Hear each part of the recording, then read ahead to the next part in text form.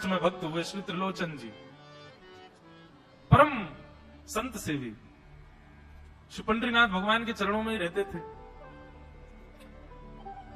पति पत्नी दोनों निवास करते थे, उनके कोई संतान नहीं थी। इसलिए उन्होंने जीवन भर क्या नियम अपनाया कि जो भी धन आदि उनके पास था, जो भी वैभव था, उन्होंने वो पंढरपुर आने वाले वैष्णवों की सेवा में खर्च करने का उसको मन बनाया कि यहां इतने दर्शनार्थी आते हैं, सबका भोजन प्रसादी सामग्री हमारे घर में बना करेगी। तो श्री त्रिलोचन जी पंढरपुर आने वाले दर्शनार्थियों को घर बुलाकर के प्रेम से भोजन पवाते थे। और जितने भी दर्शनार्थी दर्शन करके पंढरपुर से जाते थे, वो अन्य संतों को कहते थे, बोले कहां जा रहे हो? बोले पंढरपुर जा रहे हैं। बोले भैया पंढरपुर जा रहे हो तो त्रिलोचन जी के यहां जाना, उनके यहां भोजन प्रसादी बहुत बढ़िया संतों के अनुकूल बनाते हैं। बड़ी ख्याति हो गई महाराज जी, अब तो जितनी भीड़ पंढरपुर विठल मंदिर में, उतनी भीड़ त्रिलोचन जी के घर के बाहर संतों की, दर्शनार्थियों की, सब प्रसाद पाने के लिए जाते। त्रिलोचन जी और उनकी पत्नी बड़े प्रसन्न कि इतने संतों की सेवा हम कर पा रहे हैं, ये हमारा सौभाग्य है। धीरे धीरे दोनों वृद्ध अवस्था को प्राप्त हो गए। वृद्ध हो गए तो अब इतनी सामग्री बना नहीं पाते, कोई सेवक नहीं था, स्वयं बनाते थे पति पत्नी मिलकर के। अब तो ऐसा हो जाता, कभी कभी दाल लग जाती, जल जाती, रोटियां सेकते तो रोटियां जल जाती। वृद्ध अवस्था, थक भी गए थे बहुत ज्यादा, तो प्रसाद पवाते तो थे, संत जन बेचारे प्रेम से स्वीकार तो करते, पर अब स्वाद नहीं होता था, तो बेचारे जैसा था उसको पाते, थोड़ा बहुत पा करके चले जाते। धीरे धीरे संतों का आगमन अब कम होने लगा। त्रिलोचन जी इस बात से बड़े परेशान हो गए, बोले भैया संत हमारे घर से आना बंद हो गए, हम क्या करें?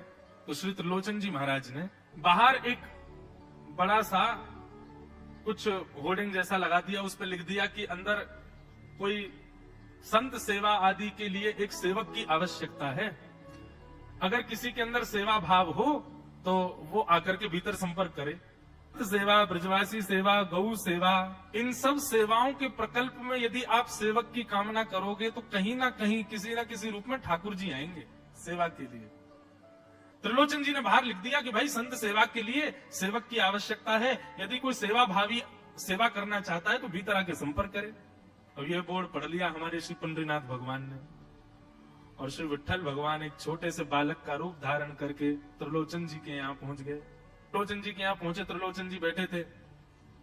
बोले साहब जी, आपने बाहर लिख रखा है संत सेवा के लिए यदि कोई इच्छुक हो तो भीतर आके संपर्क करे, मुझे सेवा करनी है।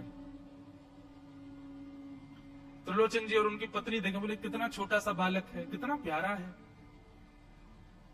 ये तुम्हारे माता पिता नहीं है? बोले होंगे तो पता नहीं, मुझे तो पता नहीं, मैंने कभी देखा नहीं अपने माता पिता को, मैं अकेला ही हूं, ना मेरे कोई भाई है, ना कोई मेरे मित्र है, ना मेरे कोई बंधु है, ना मेरे माता पिता, मैं अकेला ही हूं। त्रिलोचन जी की पत्नी को तो इतनी दया सी आ गई, अरे राम राम, बेचारा अकेला बालक है। अच्छा चलो ठीक है, तुम यहाँ सेवा कर लेना, लेकिन कुछ नियम है उनको सुन लो। सबसे पहले तो अपना नाम बताओ, तुम्हारा नाम क्या है? विठल भगवान ही थे वो, तो छोटे से बालक के रूप में गए थे। बोले मेरा नाम है अंतर्यामी। त्रिलोचन जी बोले नाम सुनकर के तो ऐसा लगता है जैसे सच में अंतर्यामी है क्या? अच्छा बेटा अंतर्यामी, सेवा करोगे? बोले ये सेवा करना तो मेरा जन्म जन्मांतर का काम है, मैं यही तो करता हूं। संतों की सेवा करना, वैष्णवों की सेवा करना, भक्तों की रक्षा करना, ये मेरा जन्म सिद्ध अधिकार है, मैं इसी के लिए ही आता हूं। त्रिलोचन जी और उनकी पत्नी एक दूसरे का मुख देख करके बोले नेक्स्ट सा बालक है, लेकिन बोलता कैसे है? ठाकुर जी तो सत्य बोल रहे थे। बोले अच्छा, सुबह एक सब्जी बनानी पड़ेगी, दाल बनानी पड़ेगी, और हमारे यहाँ लगभग 100-150 संत आते हैं, उनके हिसाब की रोटी बनानी पड़ेगी, और सब बेटा तुमको करना पड़ेगा, हम थोड़ा बहुत सहायता कर देंगे, हमसे ज्यादा बनता नहीं है, तुमको ही सब सिद्ध करना पड़ेगा। अंतर्यामी भगवान बोले बिल्कुल निश्चिंत रहो, हम खीर भी बनाएंगे, हम रबड़ी भी बनाएंगे, हम रायता भी बना दिया करेंगे, हम 2-4 सब्जी और बना दिया करेंगे। त्रिलोचन जी बोले नेक्स्ट सा बालक, सब जानते हो तुम? बोले हाँ हमको सब आता है, दुनिया का कोई काम नहीं जो हमको नहीं आता हो, और सुनिए झाड़ू पोछा बर्तन भी कर देंगे हम। त्रिलोचन जी तो बड़े खुश हो गए, बहुत बढ़िया सेवक मिला यार, ये तो सब काम करता है। लेकिन भगवान बोले लेकिन अब हमारी शर्त सुनो। त्रिलोचन जी बोले तुम्हारी भी शर्त है? बोले हाँ। क्या शर्त है भैया? बोले हमारी पहली शर्त यह है कि हम दुनिया को बना के खिलाएंगे, लेकिन हमको आपको बना के खिलाना पड़ेगा। हम अपने हाथ का बना नहीं पाते, हम आपके हाथ का बना। और ये वास्तविकता है, ठाकुर जी पूरी दुनिया को पवाते हैं, लेकिन स्वयं भक्त के हाथ से बना ही पाते हैं। ठाकुर जी बोले हम सारे संतों को बना के पवाएंगे, लेकिन हम अपने हाथ का बना नहीं पाते, आपको हमारे लिए बनाना पड़ेगा। त्रिलोचन जी की पत्नी बोली, छोटा सा बालक, इसका आधे हाथ का तो इसका पेट है, एक रोटी में झिक जाएगा ये, इसके लिए मैं बना दिया करूंगी। ठीक है लला, तो बिल्कुल चिंता मत करो, तुम्हारे लिए भोजन हम बना दिया करेंगे। हमारी एक शर्त और सुन लीजिए। बोले क्या? हम कितना भी खाएं हमको टोकना नहीं कभी, कि इतना क्यों खा रहे हो। त्रिलोचन जी बोले भैया हम क्यों टोकेंगे, तुम बढ़िया 2-3 रोटी खा लिया करना। बोले 2-3 रोटी तो हमारी दाढ़ में छुप जाती है कहीं पर, हम तो प्रेम से पाते हैं। बस आप लोग ये नियम याद रखना, आप कभी ये मत कहना कि इतना क्यों खा रहे हो। और सुनिए एक बात, अगर हमारे सामने कही तो अपराध बनेगा ही, आपका नियम टूटेगा ही। किसी और से जाकर के यदि आपने कह दिया कि बहुत खाता है, क्या बताएं, तो हम उसी दिन अंतर ध्यान हो जाएंगे, उसी दिन आपका घर छोड़ के चले जाएंगे, फिर दूरते रहना सेवक। तो त्रिलोचन जी बोले हम क्यों कहेंगे भैया, हम तो कभी नहीं कहेंगे, हम दोनों तुमको वचन देते हैं, तुम प्रेम से रहो, सबका सेवा करो, हम कभी नहीं कहेंगे कि इतना खाता है। भगवान बोले तो ठीक है, फिर कल से सेवा शुरू। अगले दिन महाराज त्रिलोचन जी और पत्नी उठे, सवेरे ब्रह्म मुहूर्त में देखा तो महाराज भीतर ही ठाकुर जी बढ़िया अपनी कमर कस करके, सिर पर ढांटा बांध करके, मुंह पर कपड़ा लगा करके, और कढ़ाई में लिए चला रहे हैं, बना रहे हैं दाल। एक हाथ से दाल बना रहे हैं, फिर दौड़ के जाते हैं दूसरी कढ़ाई पे, वहां पर खीर बना रहे हैं, फिर कहीं जाते हैं वहां पूरी उछाल उछाल करके धर रहे हैं। त्रिलोचन जी और उनकी पत्नी देख रहे खड़े खड़े, अकेले ठाकुर जी सब बना रहे हैं, नेक सा बालक। 8 बजे से संतों की जमात आनी प्रारंभ हो गई, सुबह के समय हो गया। महाराज अकेले ही पत्तल लेकर के दौड़ते हैं, सारे संतों को पत्तल बांटे आते हैं, फिर अकेले ही सामग्री लेकर के जाते हैं और लेकर के सबको बांटते हैं। त्रिलोचन जी कोई सामग्री लेके जाए तो ठाकुर जी बीच में ही आ जाते हैं, बाबूजी आप जाके बैठो, मैं बांट रहा हूं ना, आप उठ के मत आओ, आप उठ के आओगे सब फैल जाएगा, मैं कर रहा हूं ना सब। अकेले ठाकुर जी, अकेले अंतर्यामी भगवान सब कर रहे थे। और त्रिलोचन जी और उनकी पत्नी बड़े प्रसन्न, जय हो विठोबा, तेने तो भैया ऐसा लगे साक्षात तुम ही आ गए हो, कितनी कृपा हो रही है, देखो कैसा सेवक मिला है। हमें भली संतान नहीं दी ठाकुर जी ने, लेकिन ऐसा सेवक दिया है जिससे परिपूर्ण आनंद हो गया है। संतों की भोजन प्रसादी हुई, महाराज खूब प्रेम से सब संतों को पवाया, संत भी सब वाहवाही करके गए, बोले वाह त्रिलोचन जी आपके यहाँ खूब बार पाया, लेकिन आज जैसा प्रसादी हमने कभी नहीं पाई। त्रिलोचन जी बड़े प्रसन्न। सब संत चले गए, भगवान तुरंत पोंछा लिया है, पूरे फर्श को मार्जन कर दिया, सब बिल्कुल सारी दरी वरी समेट करके रख दी, सब पत्तल आदि सबको व्यवस्थित कराए, सारे बर्तन मांज करके धर दिए, सब बिल्कुल व्यवस्थित करके, और आकर के ठाकुर जी सामने बैठ गए। मैया अब सेवा हमारी तो पूर्ण हो गई, अब हमारी पेट पूजा करो, अब आप लगो रसोई में, हमारे लिए बनाओ। वो तो इतने भाव में आ गए, अरे मेरे लाला मैं अभी बना के लाती हूँ। सुंदर सुंदर सब्जी बनाई, सुंदर रोटी बनाई, सुंदर खीर बनाई, थोड़ी थोड़ी एक दोना, दो दोना मान लो सब्जी बनाई, दो दोना खीर बना दी, 10-5 पूड़ी बना दी, ठाकुर जी की बढ़िया थाली लगाई, थाली लगा करके सामने धर दी। अंतर्यामी भगवान बैठ गए, प्रेम से पाने लगे, पाते जाए महाराज, वो तो खाते जाए, खीर उठा करके पी जाए, सब्जी उठा के पी जाए, और लाओ मैया भूख लगी है जल्दी लाओ। 10 की 10 पूड़ी एक बार में चट और लेकर के आई, बेचारी देती गई, 10 की पूड़ी और धरवा ली, फिर उनको भी पा गए। अब मैया ने इतनी सामग्री बनाई थी, बोले मैया भूख लगी है जल्दी जाओ, आटा मारो, फिर से सेको, बढ़िया लेके आओ सामग्री, आपसे हमने कही थी कि आपको हमको पवाना पड़ेगा। नहीं बेटा तू बिल्कुल बैठो रहे। अरे भैया मुझे तो लगी नेक्स्ट सौ पेट है, कोई तो कुआ है पूरा, कितना डाल दो भरे कोई ना। महाराज आटा मारते मारते शाम हो गई, शाम तक ठाकुर जी पाते ही रहे और खूब पेट भर के पाया। महाराज एक आसन पर अखंड 4 घंटा बैठ करके भोजन किया, और भोजन करने के बाद ठाकुर जी बोले ठीक है सेठ जी अब आओ, लाओ तेल ले आओ, आपकी नेक मालिश कर दूं, आपकी नेक सेवा कर दूं, आप थक गए होंगे। त्रिलोचन में नहीं इसके नहीं क्यों नहीं है, तेल लेकर के उनकी मालिश भी कर दें। इस प्रकार चले। त्रिलोचन जी की पत्नी बेचारी पहले दिन तो कुछ नहीं बोली, दूसरे दिन भी कुछ नहीं बोली, तीसरे दिन उसके मन में आया, बोले ये क्या कर लिया हमने, सुबह जितना भोजन बनना चाहिए उतना तो ये अकेला ही पाता है, सुबह संतों का ये बना देता है, पर शाम को इसके लिए जितना बनता है वो संतों के बराबर ही बैठता है पूरा। त्रिलोचन जी कहते नहीं तुमको याद नहीं उसने कहा था कभी कहना नहीं ऐसा। बोले हाँ नहीं मैं ध्यान रखूंगी, नहीं कहना है।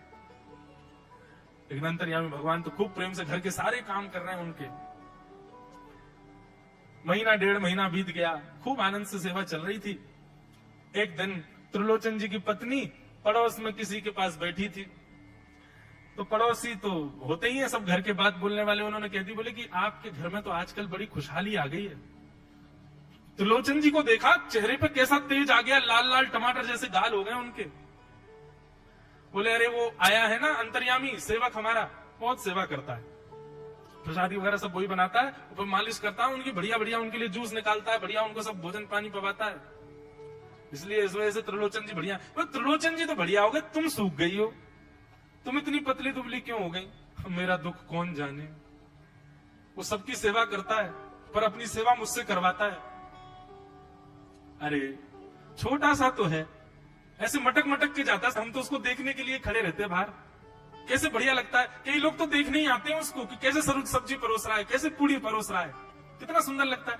छोटा सा तो है, उसकी क्या सेवा करनी पड़ती है। अरे बहन तुम क्या जानो, 2, 4, 5, 10 किलो आटे की कब कब में रोटियां पूड़ियां खा जाता है चपेट करके, कुछ पता नहीं चलती, पेट है कुआ है समुद्र क्या है पता नहीं चलता है, इतना खाता है इतना खाता है इतना खाता है। 4 घंटे की समाधि पर बैठता है एक साथ, थाली नहीं थाल लगाना पड़ता है उसके लिए, इतना खाता है। जैसे ही कहा इतना खाता है, ठाकुर जी अंतर ध्यान हो गए। शाम का समय, त्रिलोचन जी रोज शाम होते ही बैठते थे, थोड़ी देर कुछ चर्चा आदि करते थे भक्तों की। त्रिलोचन जी ने बुलाया, अंतर्यामी, ओ बेटा अंतर्यामी कहाँ हो, जल्दी आओ, चलो शाम हो गई है, थोड़ी देर बैठे कुछ सत्संग करें कीर्तन करें। अंतर्यामी नहीं आए, पूरे घर में खोज लिया, ठाकुर जी नहीं मिले, रसोई घर में खोज लिया, ठाकुर जी नहीं मिले, पड़ोसियों से पूछ लिया नहीं मिले, सब्जी मंडी देख आए, ठाकुर जी नहीं मिले, पूरा पंढरपुर देख लिया लेकिन ठाकुर जी नहीं मिले। त्रिलोचन जी बड़े उदास हो गए, पत्नी से कहने लगे पता नहीं कहां चला गया, कहां गया होगा पता नहीं। देवी तुमने उससे ये तो नहीं कह दिया था कि इतना क्यों खाते? बोले नहीं नहीं, मैं तो कान पकड़ती हूँ, मैं कभी नहीं कहती उससे। बोले किसी और से तो नहीं कहा था ना तुमने, क्योंकि उसने वचन दिया था ऐसा कहोगे तो मैं चला जाऊंगा। बोले हाँ आज एक गलती हो गई, पड़ोसी के पास बैठी थी, उससे बात करते करते मेरे मुख से गलती से निकल गया कि अरे उसके लिए तो बहुत बनाना पड़ता है, 10 किलो आटा खा जाता है, इतना खाता है, तो निकल गया था। समझ गए? बोले ओहो इसीलिए चला गया, उसको पता चल गया कि तुमने कह दिया है तभी चला गया है। त्रिलोचन जी और उनकी पत्नी दोनों श्री पंडरीनाथ भगवान मंदिर के देली पर जाकर के बैठ गए। जाकर के ठाकुर जी के आगे हाथ फैला करके कहने लगे, बोले नाथ, हे पंडरीनाथ, आपने हमको संतान नहीं दी, पुत्र नहीं दिया, पुत्री नहीं दी जीवन में, हमने कभी उसकी अपेक्षा नहीं की, हमने कभी आपसे शिकायत नहीं की कि हमको संतान क्यों नहीं दी। पर नाथ, एक सेवक हमारे जीवन में आया, और जब से वो सेवक आया हमारे यहाँ संतों की सेवा होने लगी, हमारे यहाँ कीर्तन होने लगा, हमारे यहाँ सत्संग होने लगा, हमारे यहाँ खूब आनंद की उमंग होने लगी। उस सेवक ने हमको आपसे और प्रेम करवा दिया। ठाकुर जी हम आज आपसे दोनों भीख मांग रहे हैं, हमें कुछ मत दीजिए, आप भी मत मिलिए हमको इस जन्म में, लेकिन हमारे उस सेवक अंतर्यामी को हमको वापस कर दीजिए भगवान, वो जहां कहीं भी हो उसको वापस भेज दो हमारे पास। ऐसा कहकर के रुदन करने लगे, नेत्रों से आंसू गिरने लगे, चरणों में प्रणाम करके श्री पंडरीनाथ भगवान को रुदन करने लगे त्रिलोचन जी और उनकी पत्नी। इतने में ही स्वर सुनाई दिया, बाबूजी। अंतर्यामी का स्वर सुनते ही पीछे मुड़ करके देखा तो पीछे तो कोई दिखा नहीं। अरे इधर देखिए, पीछे कहां देख रहे हैं? वापस से पंडरीनाथ भगवान की ओर देखा तो श्री पंडरीनाथ भगवान की जगह ही अंतर्यामी बालक खड़ा हुआ है, सामने खड़े होकर के उनको आशीष दे रहा है। त्रिलोचन जी तो भाव विह्वल हो गए, बोले कैसी कृपा नाथ आपकी। बोले आप ही थे क्या? बोले तो इतनी अच्छी संत सेवा, इतनी अच्छी खीर, इतनी अच्छी पूड़ी, इतनी अच्छी सब्जी, और आपकी जो सेवा, और इतने अच्छे अच्छे सत्संग कीर्तन, मेरे अलावा कौन कर सकता है? संतों की सेवा तो मैं ही करता हूं ना, आपने संत सेवा के लिए सेवक मांगा था, इसलिए मैं ही आपके यहाँ चल करके आ गया। और श्री त्रिलोचन जी पर अद्भुत कृपा करके भगवान ने उनको कृतार्थ किया।